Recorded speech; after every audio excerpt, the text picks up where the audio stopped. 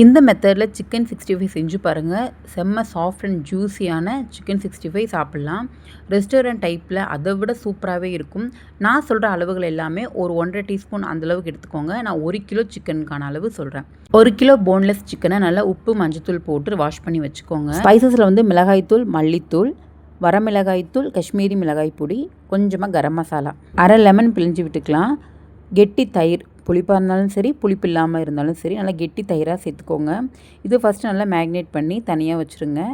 ஒரு 2 மினிட்ஸ்க்கு அப்புறமா இஞ்சி பூண்டு விழுது இது கூட சேர்த்துக்கலாம். இஞ்சி பூண்டு விழுது கொஞ்சம் அதிகமாக சேர்த்திங்க அப்படின்னா கவிச்ச ஸ்மெல் இல்லாமல் சாப்பிடும்போது இன்னும் டேஸ்ட்டாகவும் கொஞ்சம் ஸ்பைசி எக்ஸ்ட்ராவும் இருக்கும்.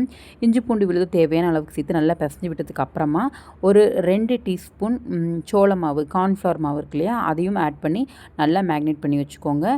இதில் நான் வந்து எக்கு சேர்க்க மறந்துட்டேன். பட் 1 கிலோ சிக்கனுக்கு நீங்கள் ஒரு எக்கு சேர்த்துக்கலாம், 2 எக்கு கூட சேர்த்துக்கலாம். இதெல்லாம் நல்லா ஒன்று சேர நல்லா கலந்து விட்டு ஒரு 15 மினிட்ஸ் வந்து நல்லா ஊற வச்சுருங்க. ஃபைல் நல்லா கொஞ்சமாக வெள்ளை எள்ளு ஆப்ஷனல் தான், பட் போட்டோம் அப்படின்னா ரெஸ்டாரண்ட் டைலில் நல்லா கருக்கு முறுக்குன்னு சாப்பிட்றதுக்கு நல்லாயிருக்கும். வெள்ளை எள்ளு அது மேலாப்பில் தூவி விட்டு ஒரு 10 மினிட்ஸ் வச்சுருந்தா போதும்.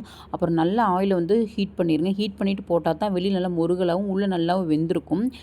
எல்லாத்தையுமே ஒரு பேட்சாக எடுத்து போட்டு நல்லா முருவலாக வேக வச்சு high flame and low flame மாற்றி மாற்றி வச்சு வேக வச்சு எடுத்திங்கன்னா சூப்பரான சிக்கன் 65 ரெடி. பாய்.